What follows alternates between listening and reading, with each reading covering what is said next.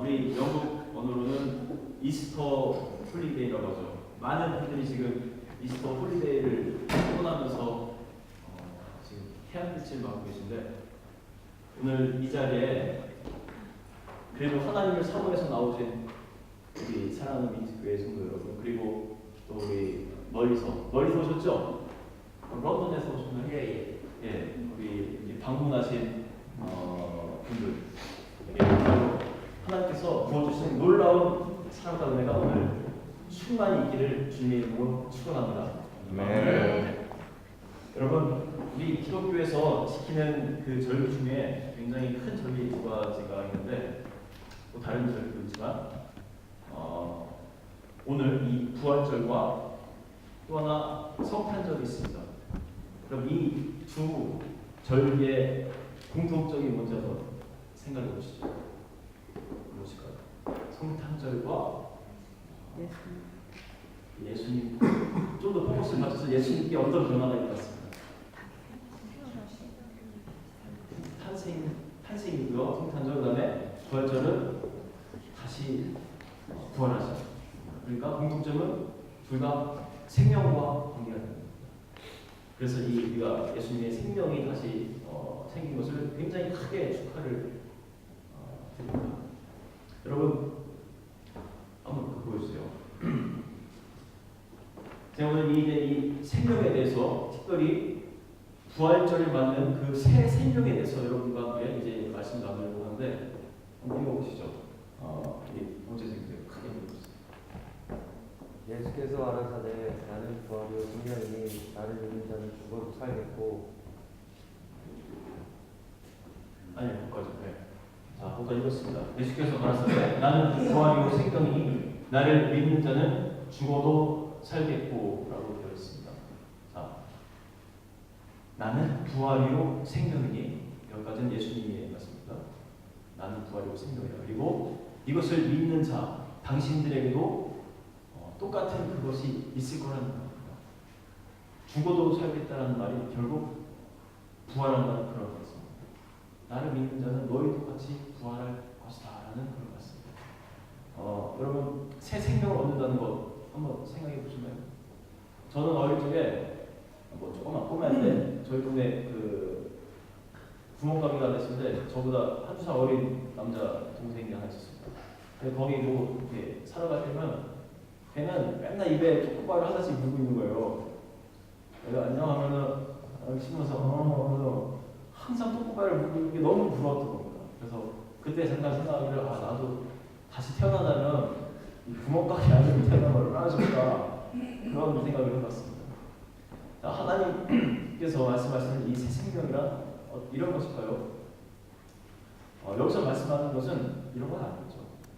궁극적으로는 우리가 죽음 후에 천국에 가게 될 것이라는 그런 부활의 소망을 주시는 겁니다. 하지만 또 한편으로 우리가 본다면은 이 땅에서 살아가는 동안에 새로운 사람, 새로운 피조물로 너희가 변화된 삶을 살 것이다라는 그런 말씀을 이제 주시는 거예요. 그러면서 제가 오늘 본문의 말씀이 갈라디아서 2장 20절 넘겨주세요. 다음. 오늘 본문 말씀을 제가 묵상을 하는데, 하나님께서 이 안에서 아주 놀라운 그런 깨달음을 저에게 선물해 주셨어요.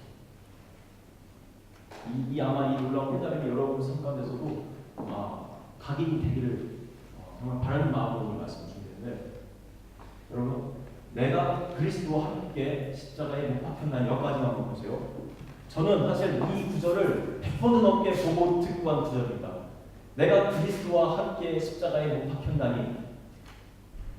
그런데 100번 듣고 보고 할 때마다 감동은 항상 똑같습니다. 제가 주시하는 것은 항상 무엇이었어요? 여러분께 한번 질문해 보겠습니다. 여러분, 이 구절을 보면서 어떤 마음이 딱 드세요? 처음 드는 그 마음. 우리 박근주 사님은 어떤 마음이 딱 드세요?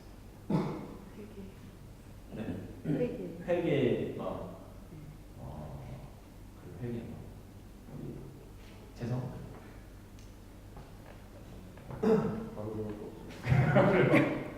그렇습니다. 솔직히 뭐 생각이 없을 수도 있어요. 그러면 우리 이건우 주장님 이 부분을 보면서 내가 그리스도와 함께 십자가에 못 박혔나니 여기까지 보면서 어디에 제일 어떤 마음에 초점이 옵니까? 너무 고민 안 해도 돼요. 저거 자체가 다 네. 마음에 와닿는. 아, 되게 다 슬프. 와닿아요? 네. 십자가를 못 박혔나니. 네. 아, 진짜 슬프고 슬프고 눈물도 나고. 그리스도와 함께. 네. 지금 누군가가 그리스도와 함께라는 말을 했는데 제가 아마 계속 몰아붙이니까 이 중에서 새로운 것을 좀 찾아보려고 했던 것 같은데 그래서 제가 원하는 게 그거였습니다. 정말 수없이 보면서 제가 여기서 그리스도와 함께 죽었다라는 것은 제가 올해 들어서 처음 목사가 된 이후에 이전들도 마찬가지로 처음 제가 느끼게 된 것입니다. 근데 이것을 묵상하니까 하면 할수록 더 엄청난 그 깊이가 있고 기쁨이 있었습니다. 제가 이제 여러분께 그것을 나누겠는데 여러분 이런 설교는 어디 가도 못하는 설교예요. 네? 아멘도 없네.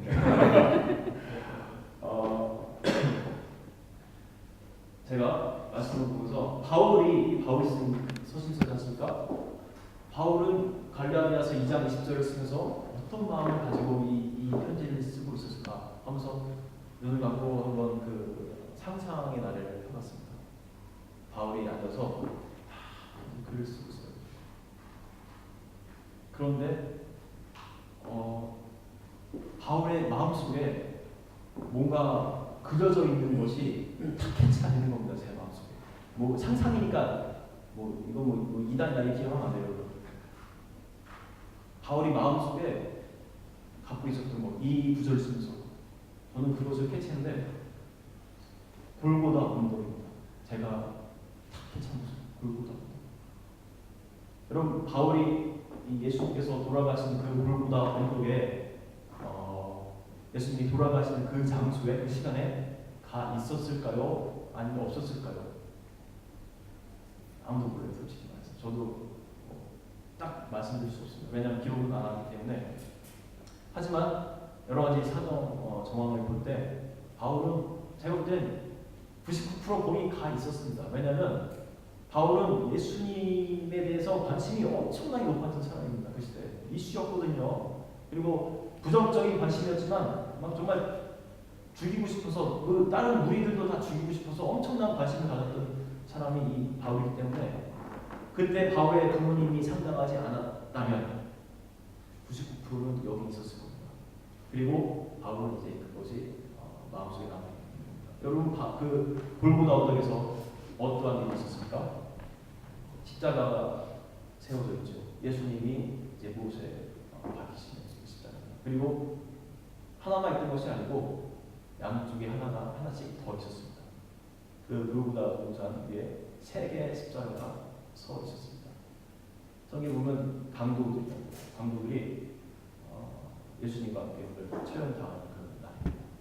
그런데 한쪽에 있는 강도는 예수님과 마지막 대화를 주고받으면서 정말로 감사하게도 그 사람은 예수님을 영접하고 구원받게 됩니다. 예수님이 내가 오늘 나와 함께 나만에 있을 것이다 라고 말씀합니다. 그러나 또 한쪽에 있는 강도는 끝까지 예수님을 그냥 저주하면서 안타깝지만 그냥 그렇게 인생을 마감하게 됩니다. 바울은 이 세 개의 십자가를 늘 마음속에 품고 있었을 겁니다. 혹시 보지 못했을지라도 엄청난 큰 이슈였기 때문에 그런 소문들이 다 퍼졌을 겁니다. 그 이스라엘이 작은 나라이고 예루살렘 조그만 도시 아닙니까? 바울은 이 세 개의 십자가, 그 동산 위에 서 있던 이게 늘 그 마음속에 각인되어 있었습니다. 그리고 이 사건이 끝난 다음에 또 여전히 바울은 또 자기 일을 하러 다닙니다. 예수님 다른 무리들이 아직도 많이 있었으니까 그 사람들 쫓아다니면서 또 그러다가 잡아 죽이는 그런 일을 했습니다. 근데 그러던 중 어느 날 여러분 아시다시피 다메섹이라는 그 도시에 지나가는데 바울이 예수님의 어떤 부르심을 받게 됩니다. 눈이 멀게 되고 바울아 사울이죠. 사울아 어찌하여 네가 나를 핍박하는 하시면서 그런 일련의 과정을 겪으면서 이제 이 바울은 예수님을 만나게 돼요. 그리고 그 시간 이후로 그렇게 핍박하고 돌아다니는 그 사람이 예수님을 전하는 자로 완전히 180도 바뀌게 되는 것이 바울의 인생입니다. 그리고 바로 이것입니다.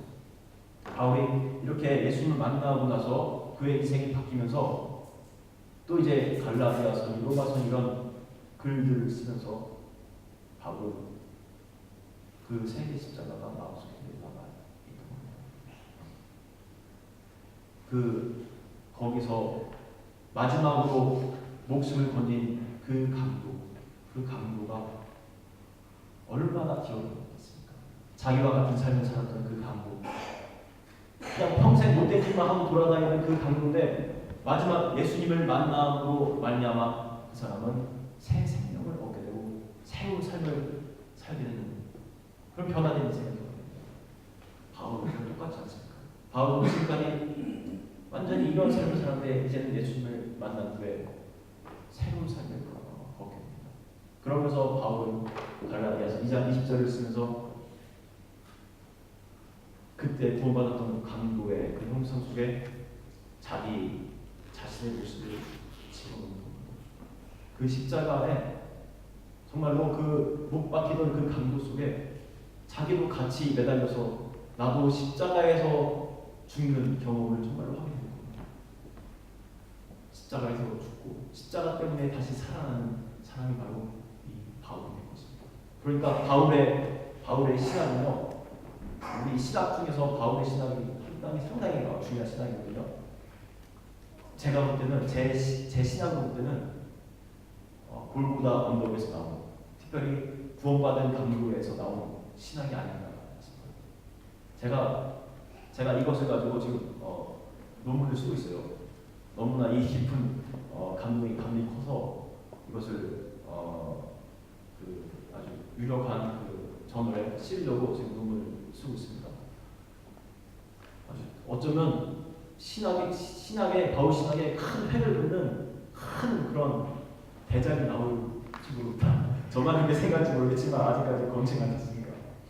여러분 기도해 주세요. 아직까지 우리나라에는 세계적으로 아주 유명한 그런 저명한 신학자는 잘 없습니다. 하지만 한국에 이름 없는 하나의 목사가 정말 기도하고 말씀을 읽는 가운데 발견한 그 신학이 세계 신학을 이기는 그런 역사를 볼 수 있도록 여러분 같이 기도해 주시기 바랍니다. 아멘. 오늘 아멘이 아주 좋아요.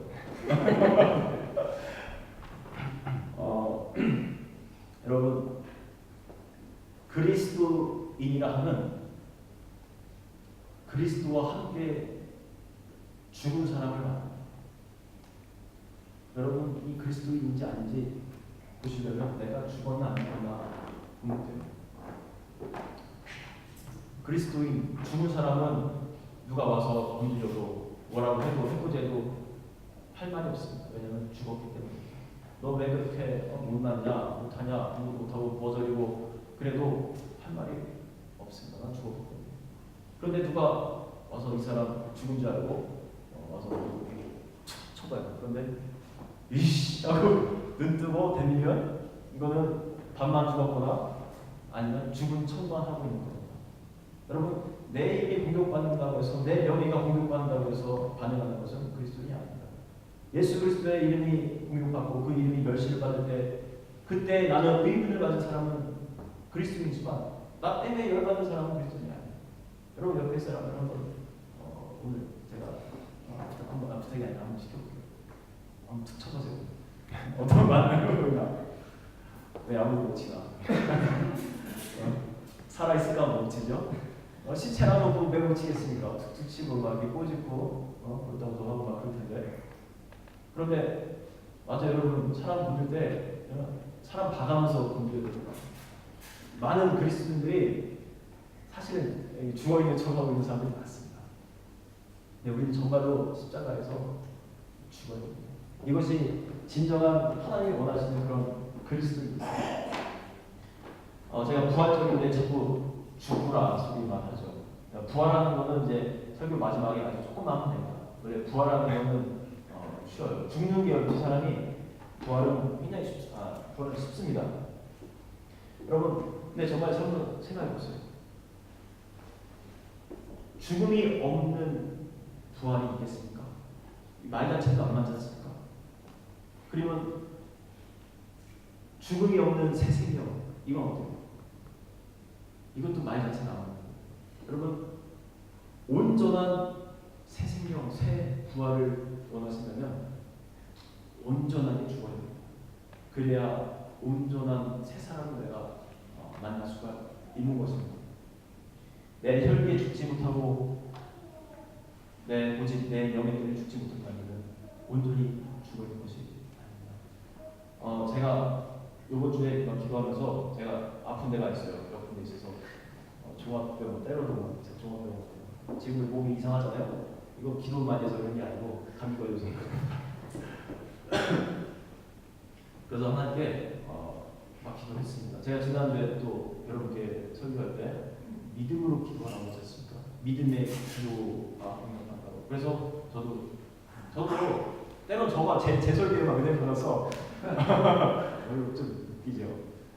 그런데 저도 그렇게 했습니다.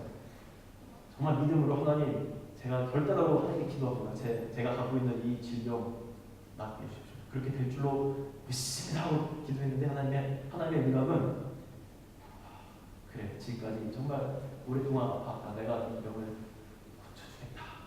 이건데 하나 조건이 있다. 네 삶 중에 죄의 모양이라도 있으면 그것마저라도 버려라 하는 말씀을 주십니다. 그리고 깨끗하고 성결하게 살면서 동시에 이 영국의 부흥을 일으켰던 존 웨슬리처럼 그렇게 열심히 정말 영원 구원의 그 불타는 마음으로 최선을 다해서 살아라. 나는 이런 이 두 가지의 전제 조건을 주셨어요. 여러분, 웨슬리가 얼마나 열심히 살았는지 모릅니다. 지난주 말씀드린 것처럼 새벽 4시 반에 일어나서 하나님께 기도하고 말씀을 보고 또 독서를 하고 또 나가서 말통 다니면서 전도하고 교도소에 가서 사람들에게 말씀 전하고 이게 그 사람의 24시간의 삶이었습니다. 잠도 아주 조금밖에 안 잤습니다. 그 침대 일부러 제가 가봤는데요. 불편하게 났어요. 잠 오랫동안 안 자고. 그게 그 사람의 삶이었습니다. 여러분, 이런 죄를 멀리하고 사람인지라 조금 이렇게 삶을 즐기고 싶은 마음이 있지 않습니까? 그런데 하나님 말씀은 죄의 모양이라고 조금이라도 있으면 그것마저도 제거하라는 겁니다. 웨슬리처럼 그렇게 살라는 겁니다. 제가 막 그렇게 기도를 많이 했었거든요. 최근에 웨슬리처럼 그렇게 살게 해주십시오. 그런데 막상 그렇게 살려고 하니까 너무 힘든 것 같아요. 어떻게 새벽마다 그렇게 맨날 일어나고 하루의 모든 삶을 하나님께 초점 맞추면서 그렇게 살아갈 수 있겠습니다. 인간적인 제 자아로 본다면 이거는 사실은 죽이는 거예요. 제가 죽이는 겁니다. 아직까지 그런 훈련이 안 되기 때문에 사실은 죽어야지만 가는 겁니다. 하지만 또 한편으로는 나의 자아는 죽지만 그렇게 살아가는 것이 결국은 내 속사람은 이제부터 그렇게 가려고 합니다. 당장은 솔직히 말씀드려서 자신 좁고 그러나 시동을 걸고 천천히지만 이제 한 걸음 한 걸음 나아가려고 이렇게 하는 게 마음을 먹습니다. 여러분, 사람마다 죽는 방법은 다릅니다. 이것은 목사로서 제가 죽어가는 여러분의 삶 속에서 여러분 부르신 그 삶 속에서 여러분이 십자가에 달려서 죽는 방법은 또 다양하게 있겠죠. 하지만 한 가지 공통점이 있다면 간단합니다. 내가 죽고 내 안에 내가 죽고 내 안에 그리스도가 살고 있습니다. 죽으십시오. 죽을 준비를 하시고 그렇게 살아갑시오. 제가 농담하는 중에 집사님께 우리 성경 사랑의 엄마 오늘 집에 가면 죽을 준비하십시오. 저는 반찬을 준비했어요.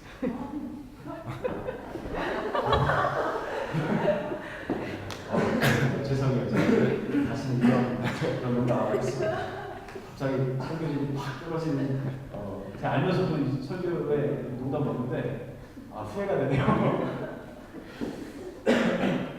이제 여러분 부활절답게 부활하는 이제 메시지를 좀 있습니다. 이제 뭐 설교 다 끝났어요. 아주 조금 남았어요. 부활하는 거는 여러분 아까 말씀드렸다시피 아주 쉽습니다. 사람이 죽는 게 어렵지 않습니까? 나 죽는 게. 근데 정말 온전히 죽기만 하면요. 그 다음에 하나님께서 부활시키는 거니까 어쩌면 내 의지와 관계없이 하나님께서 이렇게 세우시는 거니까 쉽습니다. 말씀 보여주세요. 다음 로마서 6장 4절.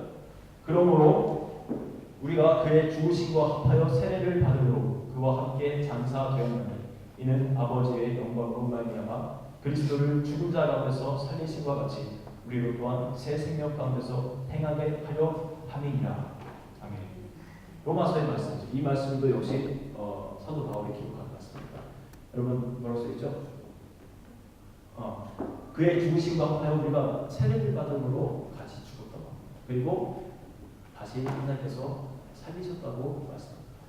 여러분 우리가 세례 받을 때 우리 감리교에서는 세례를 하는데 손으로 쪼르륵 하면서 근데 이제 침례교나 이런 데 가면은 침례하지 않습니까? 저도 개인적으로 침례를 더 선호해요. 강가 같은 데 가서 푹 담아놓고 그게 사실 물속에서 죽는 거예요. 숨 못 쉬지 않습니까? 호흡 하면서. 근데 보통 이게 침례할 때 넣다가 금방 빼는데 저가 하고 싶으면 이게 푹 담아놓는 거예요. 성인은 조금 더 오래 애들을 빨리 떼야겠죠. 말도 천천히 하면서 성부와 성부와 일어나려고 그러면 막 들으면서 성부의 그러면서 한번 죽어봐야겠다. 정말로 죽어보는 그런 경험을 한번 물속에서 해보는 거죠. 그러면서 딱 물에서 나왔을 때 새 생명 얻을 것 같은 그런 감동이 있지 않겠습니까? 여러분 하나님께서 우리가 그리스도와 연합하여 죽었다면 다시 그 죽은 사람을 살리신다고 했습니다. 하나님의 약속입니다. 여러분 죽어도 걱정하지 마십시오. 하나님께서 살려주십니다. 새 사람으로 더 멋진 사람으로 하나님께서 부활시켜줍니다. 여러분 이제 내가 이 새 생명을 갖게 된 사람의 두 가지 특징만 말씀드리고 마치겠습니다. 첫 번째 특징은 말씀 좀 보여주세요. 그런즉 누구든지 그리스도 안에 있으면 새로운 피조물이라 이전 것은 지나갔으니 보라 새 것이 되었도다. 고린도후서 5장 17절 말씀입니다. 첫 번째 특징은 새로운 사람이 되는 겁니다. 완전히 새로운 사람. 이전 것은 지났으니 보라 새 것이 되었도다. 새로운 피조물이 되었도다라고 말씀하는 겁니다. 여러분 지금까지 여기 혹시 지금 약쟁이 없지 약쟁이? 이 지금 영상 보는 사람들 좀 있을 수도 있어요. 그리고 술에 쪄들어서 이 술을 벗어나고 싶은데 못 벗어나는 사람들도 있을 겁니다. 이 중에 있을 수도 있고 없을 수도 있고 모르겠어요. 그런데 여러분 왜 자꾸 지르세요? 누가 있어요 여기? 네, 혜경이가 약에 쪄들어 산다 그래가지고. 오늘 말씀이 아주 중요해요, 혜경이네. 네? 여러분 잘 생각해봐요. 죽어서 다시 새 생명으로 부활하는 사람은 애기와 같은 사람이에요. 애기. 깐난 애기 여기 매달려 있잖아요. 강이같이 매달려 있는 애기 같은 사람이에요. 이런 사람은 더 이상 이런 애기가 어떻게 약에 쪄들어 있겠습니까? 이런 애기가 어떻게 담배를 끊고 싶어서 막 안 되는 아이겠습니까? 이런 애기에게 아무리 포르노 테이프 보여줘도 또 잡지책 여자 나오는 잡지책 보여줘도 애기에게는 아무 소용이 없습니다. 그냥 갖고 다 찢어버립니다. 여러분 그리스도 안에서 새로운 피조물이 된 사람들은 바로 우리와 애기와 같이 새롭게 태어나는 거예요. 여러분 걱정하지 마십시오. 어제까지 내가 약쟁이였을지라도 내가 담배를 못 끊었을지라도 이제는 그리스도 예수 안에서 그 은혜 안에서 내가 새로워졌다는 그 확신을 가지고 하나님께 예수님께 간구하십시오. 하나님 나 이미 어저께 십자가에서 죽었습니다. 어제 약쟁이 나는 죽었습니다. 이제 하나님께서 나를 새로이 살려주셨으니 나는 새로이 태어난 어린 아이와 같은 그런 사람입니다라고 고백하면서 하나님께 매달려 보십시오. 하나님께서 치료해 주십시오. 자, 두 번째 보여주세요.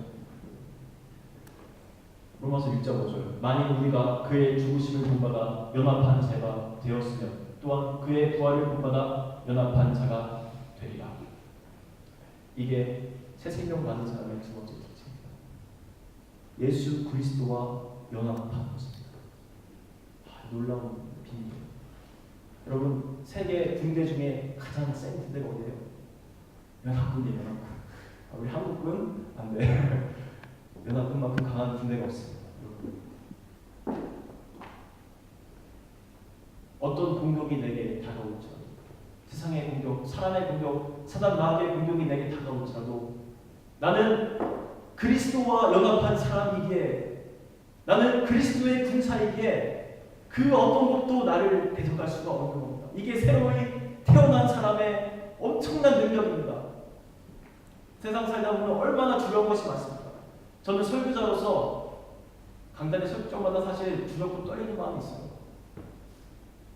그런데 평생 이 길을 갈 때 또한 한 가지 믿는 것이 있습니다. 내가 어디를 갈지라도, 영국 사람들에게 가서 영어로 설교를 할지라도 말이 둔해서 두려움은 있지만 그래도 내가 생명을 살리겠다라는 그 마음을 가지고, 또 한 가지 그 시간에 그리스도께서 나와 연합해 주셨다라는 그 믿음을 가지고 나가서 선포할 때 하나님은 나를 설교자로서 두려울 것이 없는 사람으로 만들었습니다. 여러분도 여러분의 각자의 삶 가운데서 보신 소명이 있습니다. 있죠. 티칭 하시는 분도 있고, 또 이분도 영어로 설교 티칭 하시는 분도 있고. 얼마나 두려운 것이 많겠습니까? 하지만 여러분, 잊지 마십시오. 그리스도와 연합한 자이기 때문에 시험이든지 심지어 죽음이든지 그것을 그 어떤 것도 우리를 감당할 자가 없는 것입니다. 아멘. 죽으시고 다시 살아나시는 부활하신 예수 그리스도처럼 새 생명으로, 새 능력으로, 새 사람으로 살아가는 우리 이특교회 성도들이 되시기를 주님의 이름으로 축원합니다. 아멘. 이렇게 찬양하겠습니다. 지난주에 찬양했던 거죠?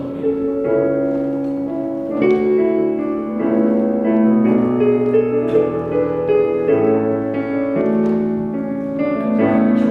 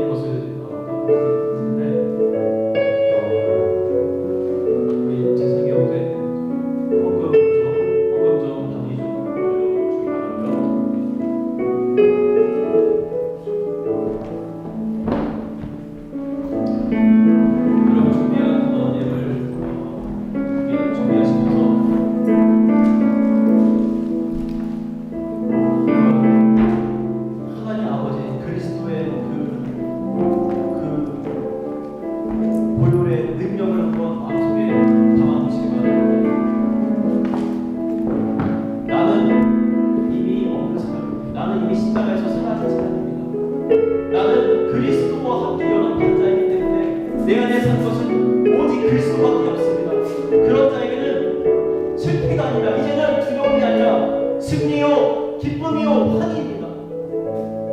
여러분 이 마음을 품고 이 시간 여러분 같이 기도할 적에